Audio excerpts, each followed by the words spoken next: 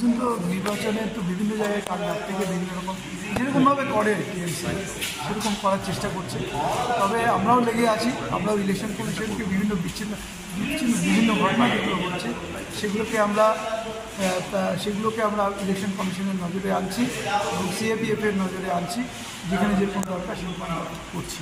আচ্ছা, ডাবগ্রাম ফুলবাড়িতে একটা অফিস রাত প্রায় 2:30টার দিকে এই ঘটনাটা ঘটেছে এবং তারা পুড়িয়ে দিয়েছে। আর অন্যান্য বুথে ডুয়ার্সের ইয়েগুলোর জায়গা কি আছে? ডুয়ার্সের অন্যান্য জায়গায় যেরকম আমি যেটুকু শুনছিলাম তাতে ভোট ভালো হচ্ছে, ঠিকঠাক চলছে। এখনো পর্যন্ত কতগুলো অভিযোগ আপনার কাছে এসছে? আমাদের কাছে অনেকগুলো অভিযোগ এসছে। ইলেকশন কমিশনের কাছে আমরা অ্যারাউন্ড আমার মনে হয় 7টার মতো আমরা করেছি। 6টা করেছিলাম, একটু আগে শুনলাম যে আরেকটা করা হচ্ছে। তার মধ্যে কী কী রয়েছে?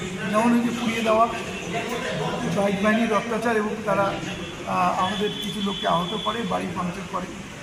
আমাদের লাটাগুড়িতে 235 নম্বর বুথে সেখানে আমাদের বুথ সভাপতিকে ভয় দেখানো হয় এবং সেখানে চাল এবং কাপড় ডিস্ট্রিবিউট করা হয়। এরকম ধরনের কিছু অভিযোগ আমরা এখনো টিএমসি প্রচার করে যাচ্ছে, এখনো ওরা প্রচার করছে না, মানুষকে ভয় দেখাচ্ছে, কারণ মানুষকে ভোট দিতে চায় না। এবং এমনও অভিযোগ আসছে আমার কাছে, রাস্তা ব্লক করে তারা এটা কোন ধরনের নন, সুতরাং এরা এইভাবে ভোটারকে ইনফ্লুয়েন্স করা। এমনকি আমি দেখেছি, আমি যেটা রিপোর্ট আসছে আমার কাছে সেটা হচ্ছে বিএলও সেখানে একটা বুথের মধ্যে বারবার করছে এবং ভোটারদের ইনফ্লুয়েন্স করার চেষ্টা করছে।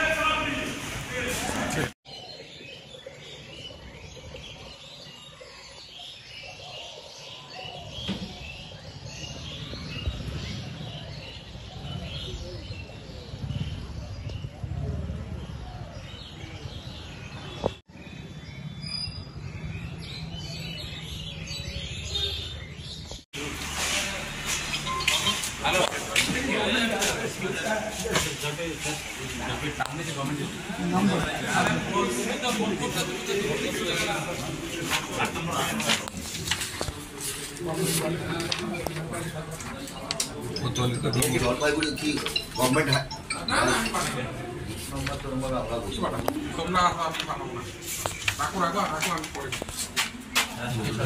আমার বাইক করতে হবে রাষ্ট্রীয় সরকারি বালিকা বিদ্যালয় ক্লাসে 6 106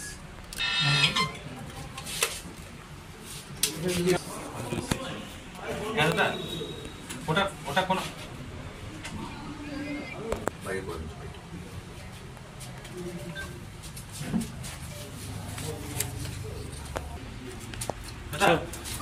কোনো জায়গায় নেই।